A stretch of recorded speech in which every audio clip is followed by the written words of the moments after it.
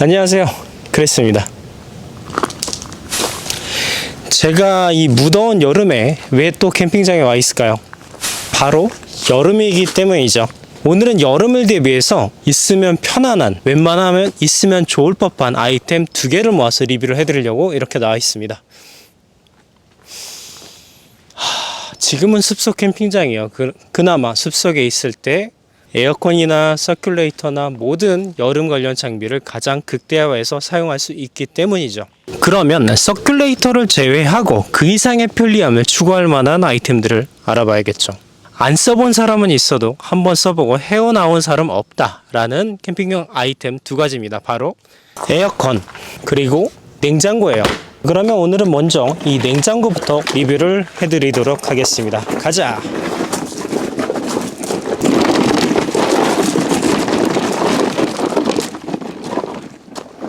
오늘 가져온 냉장고는 21센츄리사에서 정식으로 국내 출시한 냉장고입니다.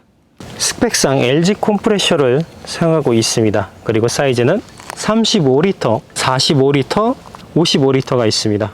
먼저 이 제품에 대해서 말씀드리자면 저는 필드에서 3회 이상 테스트를 하고 장단점을 이미 충분히 파악한 상태에서 리뷰를 진행하고 있다는 점 인지하고 들어주시면 좋을 것 같아요. 후면에 보시면 병따개가 위치해 있고요.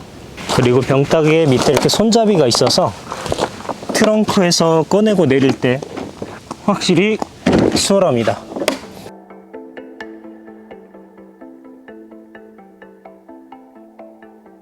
그리고 후면부에는 이 제품의 특장점 중에 하나인 무선 배터리가 이렇게 삽입이 되어 있죠. 지금 이 제품 같은 경우는 제가 집에서 11시에 나왔어요. 근데도 아직까지 코드를 안 꽂고 사용 중이죠. 보시면 배터리가 착타식으로 되어 있습니다. 보통 이런 제품 같은 경우는 배터리 가격이 10만원 이상이나 거의 10만원에 육박하는 가격에 옵션으로 판매를 하고 있어요. 근데 이 제품은 포함해서 판매하고 있다라는 거. 물론 별매로 추가 배터리를 구매할 수도 있습니다. 제조는 중국에서 하지만 국내 정식 유통되는 제품이기 때문에 이렇게 한글이 써 있고요. 바퀴가 이렇게 있죠. 바퀴 같은 경우는 상당히 두껍습니다. 그래서 이런 팟에서 이동을 할 때 이 정도 바퀴는 돼야 파손의 염려 없이 충분히 이동을 할 수가 있고요. 그리고 굴림성도 상당히 만족스러워요. 제가 이 제품 말고 다른 냉장고도 있는데 그 제품 같은 경우는 바퀴가 얇아서 팟에서 이동할 때 파손되지 않게 되게 조심하거든요. 근데 이 제품은 막 쓸 수 있다라는 거.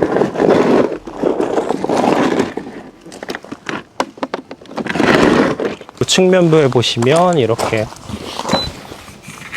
냉장고 손잡이 레일이 있고요. 전면부에는 이렇게 손잡이가 있습니다. 그립을 칠 수 있게 쿠션이 들어가 있어요. 그리고 여기를 누르면 나오고 들어가고. 이게 있는 제품도 있고 없는 제품도 다 써봤는데 저는 개인적으로 손잡이 있는 게 훨씬 편합니다. 제 키가 180이에요. 크다면 크고 보통이라면 보통일 수 있는 키인데 저보다 훨씬 작은 여성분들도 계시잖아요. 그런 분들이 들기에도 편하고 손잡이 길이가 조정이 되니까. 아니면은 저 정도 키의 사람이 끌기에도 이 손잡이 길이가 맞아서 이렇게 숙여서 끌 필요는 없다라는 거.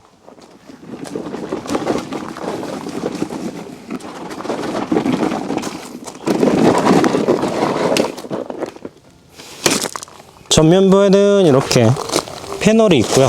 외부 충격에 강한 위치에 있습니다. 이렇게 바로 위에 액정이 있으면은 뭘 누르거나 할 때 파손 염려가 있어요. 근데 얘는 냉장고 위에 뭘 쌓아두어도 액정 파손 걱정이 없죠. 이렇게 앉거나 물건을 쌓아놔도 바로 이렇게 비스듬히 액정이 있기 때문에 이렇게 된 액정을 저는 선호하고요. 보시면 이렇게 좌우 나눠져 있죠. 한쪽은 냉장고, 한쪽은 냉동고를 쓸 수 있는 기능이 있습니다.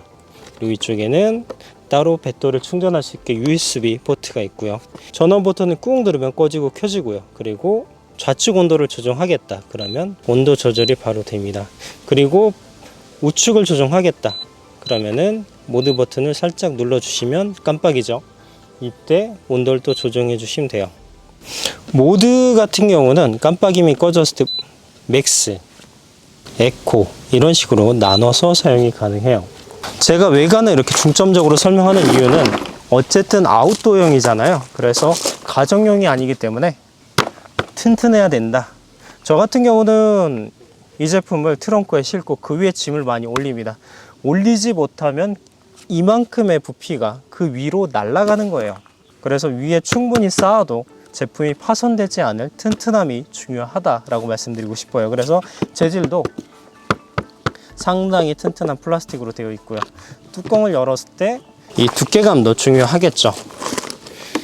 기본적으로 이렇게 칸을 나눌 수 있는 철제 부품이 들어가 있고요.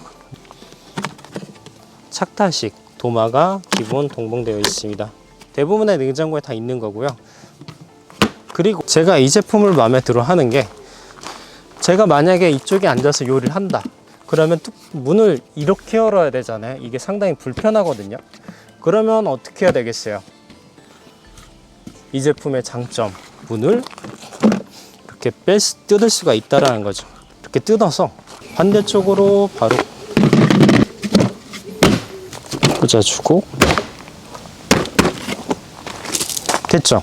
그러면 이쪽에서 요리를 하다가 뚜껑을 열고 음식을 꺼내고, 뚜껑을 열고 음식을 꺼내고, 이게 이 제품의 가장 큰 장점 중에 하나다. 그리고 냉장고, 냉동실, 냉동실, 냉장고, 이렇게 한쪽이 냉장고, 냉동고로 정해진 게 아니에요. 자기가 온도 설정을 어떻게 하냐에 따라서 냉장고로 쓸 수가 있고요, 냉동고로 쓸 수도 있습니다. 제가 사용하는 제품은 45리터짜리요. 실내 공간을 한번 보여드릴게요. 마침 오늘 캠핑을 나와서 짐이 꽤 있는 편이에요.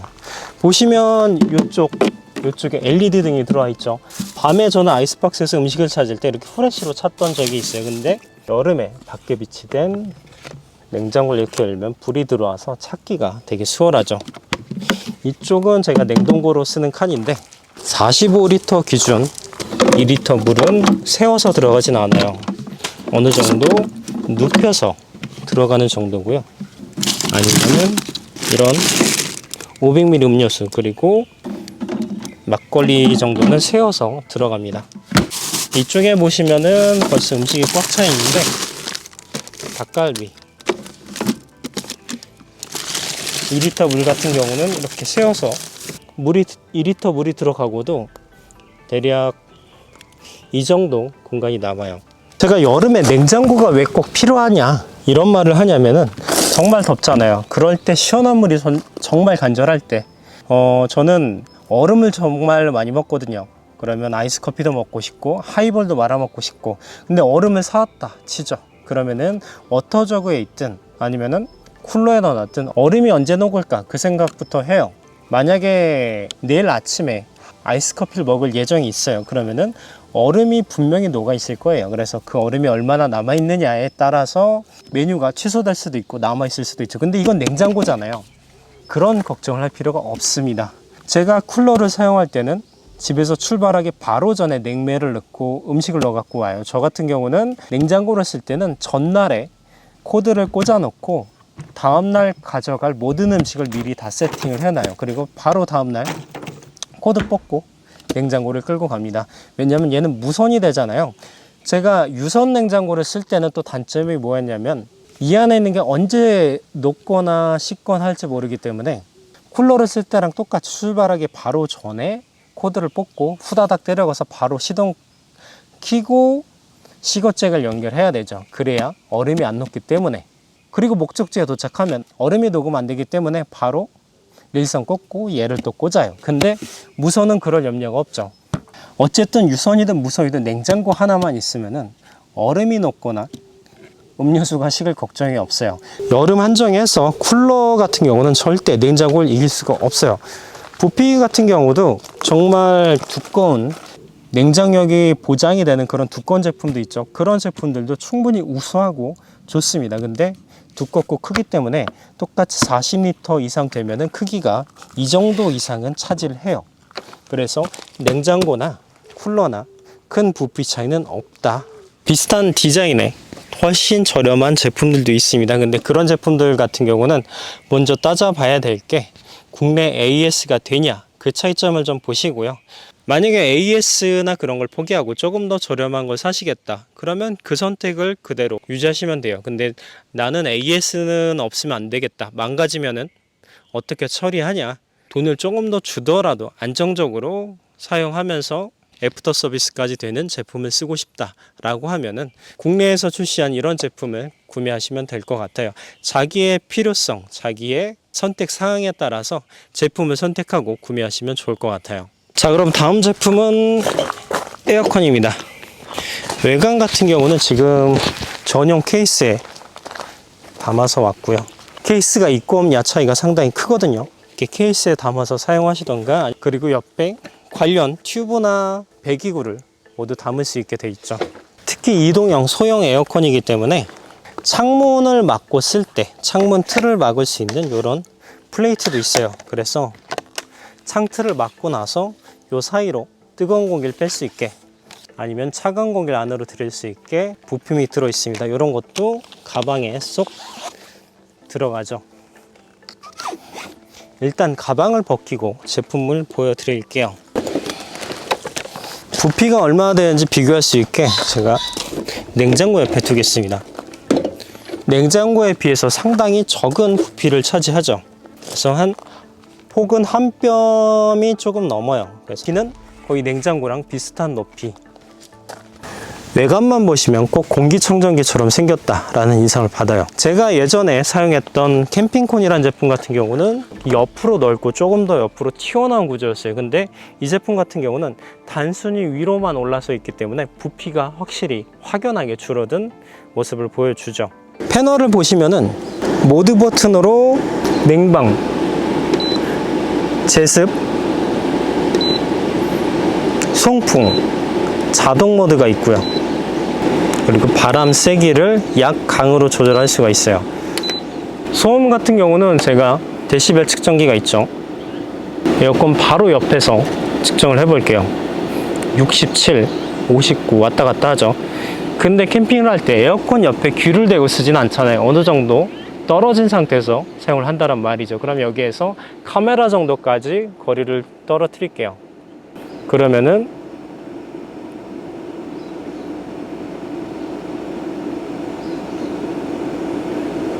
50dB 정도가 나오죠. 그럴 경우 바로 옆에 의자를 두고 앉았을 때 들리는 소리가 이 정도다. 거의 귀에 거슬리지 않는 정도의 수준을 말합니다. 당연히 기본적으로 리모컨도 동봉되어 있습니다. 껐다가 켰다가 작동이 잘 되죠. 본체 패널에 있는 모든 조작을 리모컨으로도 할 수가 있고요. 만약에 가정에서 사용하신다 라고 했을 때는 하부에 이렇게 바퀴가 있어요. 그래서 파쇄석 위에서 굴리기에는 무리가 있을 사이즈인데 데크나 집에서 사용할 땐 스무스하게 굴리면서 사용할 수가 있겠죠. 그리고 제가 이 제품을 또 높게 평가하는 게 에어컨을 텐트가 아니라 밖에서 사용하실 경우도 있잖아요. 그럴 때 그냥 이 송풍구를 통해서 바람을 토출하면은 큰 의미가 없어요. 바로 앞에 있어야 시원한데 배관을 이용하면 조금 더 시원하게 사용할 수가 있습니다. 근데 2명 이상 캠핑을 갔을 때 혼자만 쓰면 이기적일 수 있잖아요. 근데 이 제품 같은 경우는 토출관을 여기에 껴서 양방향으로 나눠서 사용할 수 있다는 게 마음에 들었어요. 둘이서 쓸 때 토출관을 2개로 해서 양쪽으로 바람을 쐬면서 앞에선 서큘레이터를 사용한다. 그러면 둘이서 갔을 때 정말 시원하게 캠핑을 할 수가 있겠죠. 싸우지 말고 평화롭게 사용하시면 됩니다. 간혹 캠핑용 에어컨은 집에서 쓰는 그 정도 에어컨의 성능으로 착각하시는 분들이 있는데 캠핑장에서도 저처럼 숲속이나 아니면 데크 아래에서 텐트를 그림자로 박아두고 그리고 제가 사용하는 것처럼 크지 않은 작은 텐트 안에 에어컨을 사용했을 때 극대화돼요. 자, 이제 자려고 들어왔어요. 에어컨을 사용하실 때는 이렇게 밖에 두시는 게 더 시원해요. 밖에서 공기를 흡입해서 뜨거운 공기를 배출하고 이렇게 토출관으로 안으로 넣어주면은 훨씬 좋죠. 그리고 바로 앞에 서큘레이터를 두면은 찬바람을 퍼뜨려 주니까 지금은 엄청 시원합니다. 그리고 안에 서큘레이터 한 대 정도 돌려준다 그러면 밤새 8월 달에도 정말 뽀송하게 잠을 주무실 수 있을 거예요. 근데 텐트를 8월 달에도 떼아볕에 내놓고 저걸 튼다, 아무리 그래도 시원하지 않을 겁니다. 그리고 저 같은 경우는 이 제품을 우중 캠핑 후에도 많이 사용을 하는 편이에요. 텐트가 젖었거나 아니면 다른 캠핑용품이 젖었어요. 그러면은 저는 집에서 가장 작은 방에 차분한 텐트를 널어 놓습니다. 그리고 물론 날이 맑으면은 그대로 둬도 되겠지만 안 마를 경우가 있어요. 저는 그럴 때 이런 에어컨에 제습 모드로 놓고 같이 건조를 시켜줍니다. 그러면 어느 정도 건조기를 돌린 것처럼 훨씬 빠른 시간에 제품을 말릴 수 있다는 장점도 있고요. 대신에 물이 배출되니까 후면에 있는 토출구로 물을 빼줘야 되겠죠. 이 제품 같은 경우는 사용할 때 뒤쪽으로 뜨거운 바람이 나오기 때문에 그 바람으로도 충분히 건조하기도 좋고요. 아무래도 에어컨이기 때문에 물이 나올 수밖에 없어요. 그럴 때는 이렇게 토출관을 뒤에 꽂아서 물을 배출해 주시면 되고요. 그럼 여기로 물이 빠지겠죠. 전기세 같은 경우는 이게 340W 제품입니다. 그래서 하루 종일 대략 8시간씩 매일 사용했을 경우 한 달에 1060원 정도 나오는 걸로 알고 있어요. 대략적인 사용 방법 같은 경우는 에어컨을 외부에 두고 그러면 뜨거운 공기가 뒤로 빠지겠죠. 그리고 이 배관만 텐트 안으로 넣어 주시면 돼요. 그게 좀 싫다, 에어컨을 누가 훔쳐갈 수 있지 않냐, 그럴 경우는 토출관을 빼주시고요.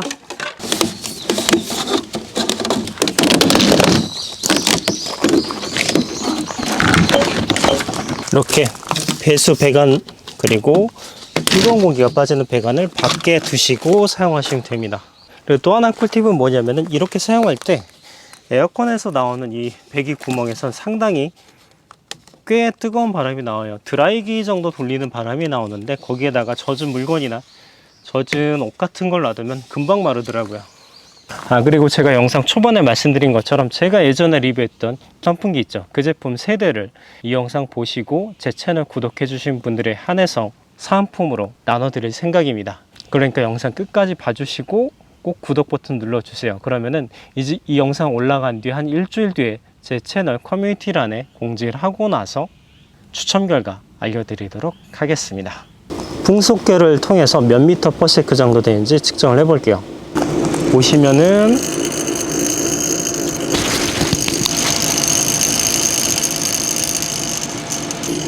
양 모드로 했을 때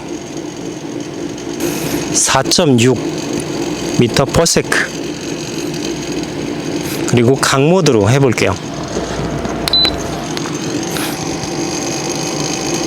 그럼 확연히 바람 세기가 강해지는 게 보이시죠? 5.2까지 올라갑니다. 그리고 지금 캠핑장 외부 온도가 높은 편인데 아까는 24도 이렇게 측정이 되다가 지금 얘가 가리키는 온도가 23.3도까지 떨어지죠. 지금은 5.5 미터 퍼 세크까지 올라갔습니다. 이번에는 레이저 포인터로 온도를 재보겠습니다. 바디 같은 경우는 28도, 그리고 토출구를 재보면은 온도를 최저로 해놨습니다. 그러면은 지금 토출되는 공기의 온도가 20도 정도 가리키고 있네요. 여기서 나오면서 뜨거운 공기랑 만나면서 온도가 분명 올라갈 텐데 바로 나오는 온도는 20도를 가리키고 있어요. 서큘레이터 온도를 재면은 25도입니다. 26도. 그냥 외부 온도랑 똑같아요. 그래서 에어컨에 나오는 시원한 바람이랑 그냥 공기를 밀어주는 서큘레이터랑의 차이죠. 지금 같은 경우는 서큘레이터 바람을 가장 세게 했어요. 그러면은 바로 앞에서 쟀을 때는 4.1 미터 퍼 세크 밖에 안 나옵니다. 서큘레이터가 바람을 밀어주는 역할이잖아요. 그리고 팬이 커서 전체적으로 밀어주는 역할을 하기 때문에 집중돼서 공기가 나가는 에어컨보다는 데이터가 낮게 나올 수 있는 거죠. 그리고 에어컨 구매를 생각하시고 있는 분들한테 또 하나 팁을 말씀드리자면, 비가 오거나 이런 선선한 날씨에 에어컨이 필요 없겠다라고 생각하실 텐데 한 6, 7, 8 아니면 9월 초까지는 엄청 꿉꿉해요. 습도가 엄청나죠. 그래서 오늘도 시원한데 지금 땀이 비 오듯이 오거든요. 숨만 쉬어도 되게 꿉꿉합니다. 근데 덥지 않더라도 잘 때 틀어놓으면 집에서 잔 것 같은 뽀송함을 유지해 주니까 저는 꼭 들고 나가는 편입니다. 여름에 유익한 정보를 담기 좋은 시리즈다 생각해서 이렇게 촬영을 해봤고요. 오늘도 제 영상 유익하게 봐주셨으면 좋겠고요. 언제나처럼 구독과 좋아요 버튼 부탁드립니다. 그리고 여기에 제 인스타그램 아이디 보이시죠? 인스타 하신 분들 꼭 팔로우 해주시고요. 다음에 더 좋은 영상으로 찾아뵙겠습니다.